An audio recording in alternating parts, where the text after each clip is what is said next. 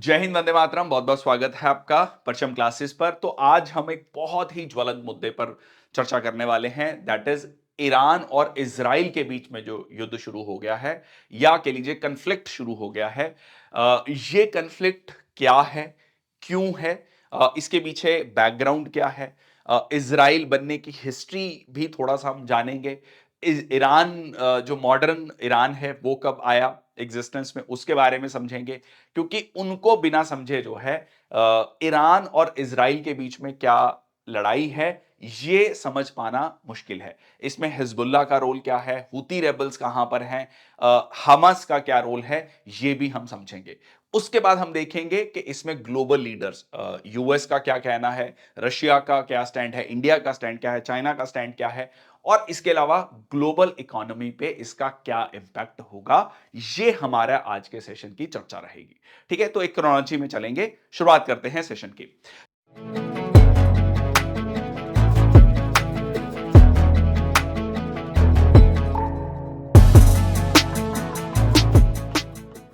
चलिए, तो सबसे पहले हम बात कर लेते हैं ईरान और इजराइल। ईरान ने अटैक कर दिया है, जो न्यूज आई है, तो इसके पीछे का बैकग्राउंड समझेंगे, क्योंकि बैकग्राउंड समझे बिना, एनालिसिस किए बिना पूरा चीज नहीं समझ आएगा। तो ये न्यूज था कि जी 300 से ज्यादा प्रोजेक्टाइल जो है उन्होंने अटैक किया ईरान ने, ठीक है, अपनी धरती से। तो ये पहली बार हुआ है कि ईरान ने अपनी धरती से अटैक किया है। ठीक है, 170 ड्रोन्स, 120 बैलिस्टिक मिसाइल्स वर फायर्ड टुवर्ड्स इजराइल। तो ये थी न्यूज। अब इसके पीछे का जो है थोड़ा सा हिस्टोरिकल बैकग्राउंड समझना है। देखिए, जू पीपल हैं, ठीक है, अब इनके साथ ये कहानी है कि अगर हम हिस्टोरिकली देखें तो जो प्रेजेंट डे जेरूसलम है, जो प्रेजेंट डे इजराइल और पैलेस्टीन का रीजन है, वहां से इनकी शुरुआत होती है। और वहां से ये कहा जाता है कि इन पे अत्याचार हुए और ये दुनिया के अलग अलग हिस्सों में जाकर, खासकर यूरोप पे जाकर सेटल हो गए।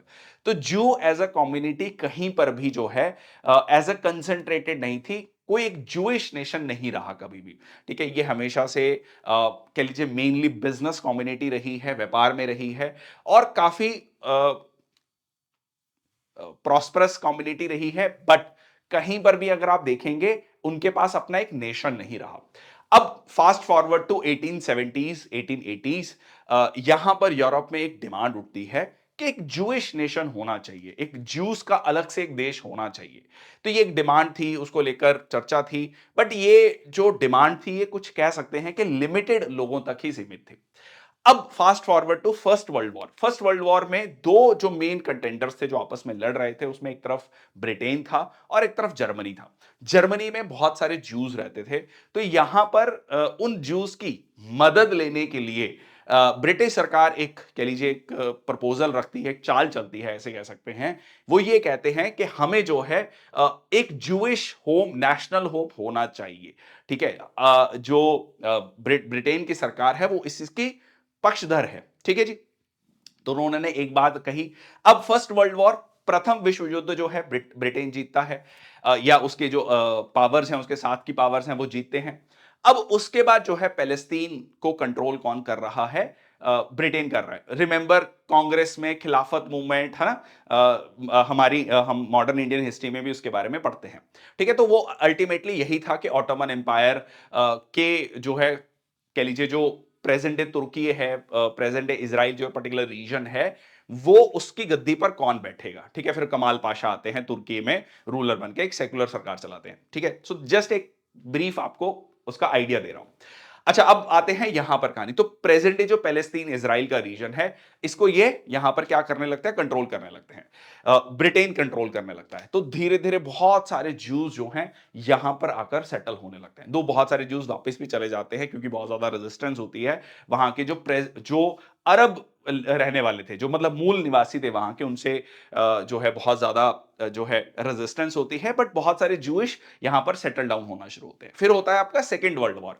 अच्छा, अब सेकेंड वर्ल्ड वॉर में कभी आपने ध्यान दिया कि जो हिटलर था, वो जो नाजीज थे, जो या हिटलर की पार्टी थी, वो ज्यू से इतना मतलब क्यों खफा थे? अगर हम उसका रीजन एक लाइन में समझें, तो उसके पीछे एक रीजन ये आता है कि उनको लगता है, या उस समय पर ये कहा गया हिटलर के द्वारा, कि इसका बहुत बड़ा कारण ये है कि फर्स्ट वर्ल्ड वॉर में जर्मनी इसलिए हारा क्योंकि ज्यूज ने सपोर्ट करी ब्रिटेन को, क्योंकि जब ब्रिटेन ने कहा कि आपको एक नेशनल होम होना चाहिए जूस का, तो ये सपोर्ट करी, टैसिट सपोर्ट करी किसने? ज्यूस ने ब्रिटेन की, इसीलिए जर्मनी हारा।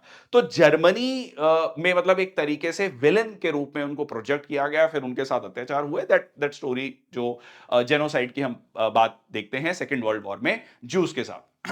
अब जब ये जेनोसाइड के बारे में दुनिया को पता लगा, तो एक ज्यूस में मतलब कह लीजिए अक्रॉस द वर्ल्ड एक डिमांड बहुत तेजी से उठने लगी, जो डिमांड अभी तक थी बट अब जो है एक बहुत बड़ा रूप ले चुकी थी कि ज्यूज तब तक सरवाइव नहीं कर सकेंगे जब तक कि उनके पास अपना एक देश नहीं होगा। ठीक है, ये उनका वर्जन था। तो अब जो है कहा गया कि यहां शुरुआत कहां से होती है? जो प्रेजेंट डे जेरूसलम है, ठीक है, वहीं से जो है शुरुआत होती है। आप कह लीजिए इस्लाम की भी मानी जाती है, वहीं से आपकी शुरुआत मानी जाती है जुडाइज्म या ज्यूस की भी और क्रिश्चियनिटी की भी। ठीक है, तो यहां पर जो है वो कहते हैं कि वहीं पर हमारा एक देश होना चाहिए, जो है ज्यूस का एक देश होना चाहिए, इजराइल। तो यहां पर सेकेंड वर्ल्ड वॉर के बाद जो है ब्रिटेन एक अलग देश क्रिएट करता है 48 में। उसको लेकर जो है एक रेजोल्यूशन 47 में पहले यूनाइटेड नेशंस अप्रूव करता है प्लान को कि पार्टीशन किया जाएगा प्रेजेंट डे पैलेस्तीन को, और जिसको लेकर कंप्लीटली उसको रिजेक्ट किया जाता है बाकी अरब देशों के द्वारा। ठीक है, बाकी अरब देशों के द्वारा, बट पैलेस्तीन जो है डिवाइड होता है फाइनली डिस्पाइट अरब कंट्रीज की रेजिस्टेंस के बावजूद। तो 48 में अरब इजरायली वॉर भी होता है। अब यहां पर देखेंगे 14 मई 1948 को इजराइल बनता है, अगले ही दिन जो है वॉर हो जाती है। जो नेबरिंग अरब कंट्रीज हैं वो उन पर अटैक करते हैं। तो ये कंफ्लिक्ट वहां से शुरू होता है। ठीक है, अब कहानी में ट्विस्ट आता है, पहले थोड़ा सा इसका देख लेते हैं। तो अब इजराइल जो प्रेजेंट है इजराइल आपको दिखता है वैसा इजराइल नहीं था। अगर आप देखेंगे इजराइल के पास काफी कम एरिया था। उसके बाद जब जैसे जैसे वॉर होती गई तो इजराइल जो है, जो प्रेजेंट है इजराइल है, जूश नेशन है, वो पैलेस्तीन का बहुत सारा एरिया कैप्चर करना शुरू कर देता है। ठीक है, तो ये कंफ्लिक्ट चलता रहता है। फिर उसके बाद 6 डे वॉर होती है 1967 में, जिसमें बहुत सारे अरब देश मिलकर अटैक करते हैं। पर उस 6 दिन की वॉर में इजराइल एक छोटा सा देश बाकी सारे अरब देशों पर भारी पड़ जाता है, और उसमें वो गोलन हाइट्स को जीतता है। सेनाई पेनिनसुला इजिप्ट का पार्ट था। ठीक है, गोलन हाइट्स इजराइल के नॉर्थ में। तो यहां पर बहुत सारा एरिया बाकी देशों का इजराइल कैप्चर कर लेता है। अब फिर 1973 में यौम किपुर वॉर होती है। ठीक है, एग्जैक्टली जो ये वॉर शुरू हुई थी इजराइल हमास की अक्टूबर में, फर्स्ट वीक ऑफ अक्टूबर में, 7 अक्टूबर। तो यही एग्जैक्टली दिन था 1973 का भी। एक काफी कह लीजिए ज्यूज में एक इंपॉर्टेंट रिलीजियस डे होता है। इस दिन जो है ये क्या किया गया? अटैक किया गया, और यही अटैक जो है आपका रिसेंटली 2023 में भी किया गया था। अब यहां पर जो है इजराइल क्या करता है, धीरे धीरे अपनी डिफेंस प्रिपेयर्डनेस को बढ़ाता है, और ये एक कोशिश चलती है यूएस के द्वारा कि किस तरीके से ये सुलझाया जाए। यहां पर पैलेस्टीन लिबरेशन ऑर्गेनाइजेशन का गठन होता है। यासर अराफात जो कि पहले जो है वॉयलेंस की बात करते हैं, बाद में पीस की बात करते हैं, उनको नोबेल पीस प्राइज भी दिया गया। ठीक है, तो ये कहानी जो है चलती रही। अब इसमें जो है ऑस्लो अकॉर्ड्स भी होते हैं। ठीक है, ये आप देख सकते हैं कि यासिर अराफात हैं, इजराइल के राष्ट्रपति हैं। तो ये जो है कोशिश चलती रही। ठीक है, अब यहां पर मैं ईरान को भी बीच में लेके आ रहा हूं, बट उन्होंने जूइश सेटलमेंट्स, जो जेरूसलम का वो एरिया जो इजराइल के पास नहीं है, इजराइल वहां पर जाकर सेटलमेंट्स भी बनाता है, तो उसको लेकर फिर जो पीस प्रोसेस था वो स्टॉल हो जाता है, वो रुक जाता है। ठीक है, जेरूसलम के स्टेटस को लेकर भी जो है एक मुद्दा है। मतलब इजराइल कहते हैं ये हमारी कैपिटल है। दो फंक्शनल कैपिटल उनकी अभी तल अवीव है, बट वो जेरूसलम को क्लेम करता है। सिमिलरली पैलेस्तीन भी जेरूसलम को क्लेम करता है। तो दो पार्ट्स में कह सकते हैं कि जेरूसलम बटा हुआ है आज के समय पर। ठीक है, यहां पर जो है पैलेस्तीन दो पार्ट्स में हम इसको देख सकते हैं, एक है वेस्ट बैंक और एक तरफ है गाजा पट्टी या गाजा स्ट्रिप। ठीक है जी। अब यहां पर 2007 के लगभग जो है हमास, जो एक मिलिटेंट ग्रुप है, देखो दो ग्रुप हैं, एक यहां पर पीएलओ आया जो कि बातचीत की बात करता है। दूसरा जो है हमास है, जो कहता है कि नहीं, इज़राइल का एग्जिस्टेंस नहीं होना चाहिए। इज़राइल देश ही गलत तरीके से बना है और हम मिलिटरीली जो है इसको जीतेंगे। ठीक है, हमास कहता है, जो गाजा पट्टी में है। गाजा पट्टी का एरिया अगर मैं कहूं तो दिल्ली जो शहर है उसका 1/4 इलाका, छोटा सा है, बहुत ज्यादा बड़ा एरिया नहीं है। ठीक है, तो यहां पर जो है इस एरिया में, गाजा पट्टी में हमास उभर कर आता है। तो मतलब आप ये कह सकते हैं कि वेस्ट बैंक में पीएलओ है, जो कि थोड़ा मॉडरेट बात कर रहा है, और ये एक्सट्रीमिस्ट बात कर रहा है। ठीक है, लड़ाई लड़कर जो है हम जीतेंगे। ठीक है, अब यहां पर इंटरनेशनल इन्वॉल्वमेंट, जैसे कि यूएस जो है हमेशा से इजराइल का सपोर्ट करता है। इजराइल के खिलाफ कोई भी resolution United nation security council में पास मतलब रखा गया, उसका विरोध जो है यूएस ने किया है टैसिट, क्योंकि इसका पीछे एक रीजन ये कह सकते हैं कि यूएस में ज्यूज का एक बहुत बड़ा वोटिंग ब्लॉक है। दुनिया के जितने बड़े बिजनेसेस हैं, ठीक है, द जो भी बिजनेसेस आप सोच सकते हैं, वो बिजनेसेस जो हैं आपके ज्यूज के कंट्रोल में है। ठीक है, ज्यूज जो है इसको हेड करते हैं। एग्जांपल के लिए आपको बता देता हूं, फेसबुक के फाउंडर, ठीक है, जो है माइक्रोसॉफ्ट के सबसे बड़े इन्वेस्टर जो हैं उसमें, ठीक है, उसके बाद गूगल के जो फाउंडर्स हैं, ठीक है, ये सब जो हैं ज्यूज हैं। ठीक है, तो ये एक अपने आप में बहुत बड़ी बात है। अब यहां पर कहानी में ईरान कहां से आया? ठीक है, ये तो हमने समझा कि जूइश नेशन बना, ठीक है, जिसको लेकर अरब देशों के साथ डिस्प्यूट रहा। मैं बहुत एक ओवरव्यू दे रहा हूं अभी। ठीक है, तो यहां पर जो ईरान है, देखो ईरान में ना, ईरान की कहानी भी इंटरेस्टिंग है। 1979 का एक ईयर है, ठीक है, जब यहां पर इस्लामिक रेवोल्यूशन होता है। ठीक है, ईरानी रेवोल्यूशन, इस्लामिक रेवोल्यूशन दोनों कहा जाता है। इससे पहले यहां पर शाह जो है रूल किया करते थे, या कह लीजिए एक डायनेस्टिक रूल था। कोई डेमोक्रेसी नहीं थी। तो उस समय पर ईरान के इजराइल के साथ बहुत अच्छे रिश्ते थे। ठीक है, रादर ईरान जो है इजराइल को सपोर्ट करता था, यूएस को सपोर्ट करता था। देखो, यूएस जो है वो चाहता है कि इजराइल, वो टू नेशन थ्योरी की बात करता है। इवन इंडिया की अगर आप स्टैंड देखेंगे, इंडिया भी टू नेशन थ्योरी की बात करता है कि दोनों जो है पीसफुली कोएग्जिस्ट करने चाहिए। ठीक है, और यहां पर जो सऊदी अरेबिया है वो प्रो यूएस स्टैंड रखता है। अब 79 में क्या होता है कि ईरान में सत्ता पलटती है, इस्लामिक रेवोल्यूशन आता है, अयतुल्ला अली खमेनी, ठीक है, जो वहां के सुप्रीम लीडर हैं, वो पावर में आते हैं। उसके बाद वहां पे डेमोक्रेसी सरकारें बनती हैं, but he is the supreme leader. अब यहां पर वो सीधा सीधा ये कहते हैं कि हम इजराइल को नहीं मानते हैं, इजराइल के एग्जिस्टेंस को नहीं मानते हैं। ये बिल्कुल गलत है इनका। टू नेशन थ्योरी तो बहुत बाद की बात है। हम इजराइल को एज अ नेशन जो बना था, ठीक है, वो ही गलत तरीके से बना है, इसको हम नहीं मानते। ठीक है, तो अब यहां पर जो है ईरान हमेशा से ये सीधा सीधा कहता है, बहुत ओपनली कहता आया है कि वो इजराइल को जो है खत्म कर देगा, नक्शे से मिटा देगा। इस तरीके की बातें भी कुछ उनके लीडर्स के द्वारा की जाती हैं। अच्छा, अब यहां पर अभी तक क्या था, ईरान जो है वो सीधा सीधा सपोर्ट ना करके, ठीक है, मतलब सीधा सीधा अटैक ना करके, ठीक है, वो सपोर्ट करता है बाकी छोटे छोटे ग्रुप्स को। ठीक है, अच्छा, एक और इसमें कहानी और भी है। ठीक है, ईरान जो है शिया, देखिए मुस्लिम्स में दो बड़े सेक्ट हैं, सुन्नीस एंड शियास। ठीक है, सुन्नीस का सबसे बड़ा कह लीजिए देश या जो लीडर है वो रहा है सऊदी अरेबिया, और शियास का जो लीडर रहा है वो रहा है ईरान। अब यहां पर ईरान क्या करता है, ईरान जो है बहुत सारे ग्रुप्स को सपोर्ट करता है। जैसे कि अगर आप यहां पर प्रेजेंट डे यमन की बात करेंगे, तो वहां पर हूती रेबल्स, ठीक है, कई बार आपने ये सुना होगा कि हूती रेबल्स ने जो रेड सी है, ठीक है, यहां पर हूती जो रेबल्स है इनको सपोर्ट करता है, यहां पर यमन में हूती रेबल्स।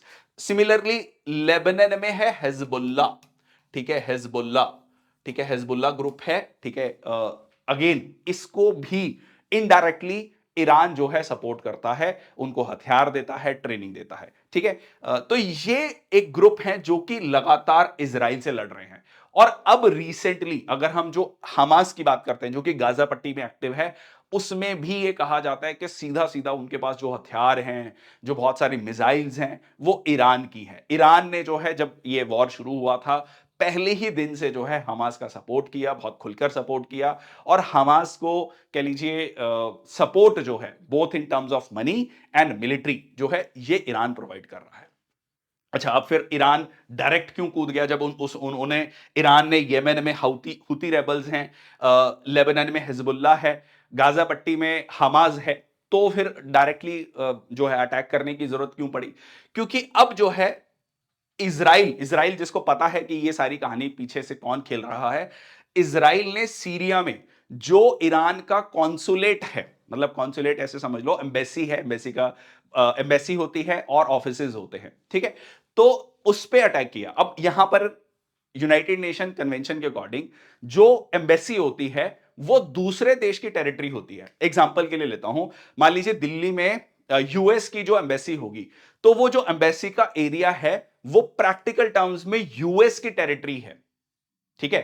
इसी तरीके से बाकी देशों की जो एम्बेसी है, तो इसलिए अगर आपको उसमें अगर मान लीजिए पुलिस जाती है, तो वो पुलिस सीधा नहीं जा सकती या कोई भी फोर्स जो है सीधा नहीं जा सकती, क्योंकि वो उस देश की टेरिटरी है और उस पे अगर अटैक होता है कॉन्सुलेट पे या एम्बेसी ऑफिस पे, तो वो माना जाता है कि उस देश पर अटैक है। तो यहां पर इजराइल ने क्या किया, सीरिया में जो ईरान कॉन्सुलेट था उस पर अटैक किया, ठीक है? उस पर अटैक किया। तो अब ईरान ने क्या कहा कि देखिए यूनाइटेड नेशन कन्वेंशन में सीधा सीधा लिखा गया है कि जी अगर ये कॉन्सुलेट पे हमला मतलब हम पर हमला, तो हम अब जो है रिटेलिएट करेंगे, ठीक है? तो यहां पर ईरान ने जो है क्या किया है, इजराइल पर रिटेलिएट किया है। अब अब इससे पहले भी ऐसा नहीं है कि इजराइल ने ये पहली बार अटैक किया है, या ये जो प्रॉक्सी वॉर कह सकते हैं आप कि डायरेक्टली एक दूसरे के सामने नहीं आए थे, बट प्रॉक्सी वॉर काफी समय से चल रही है।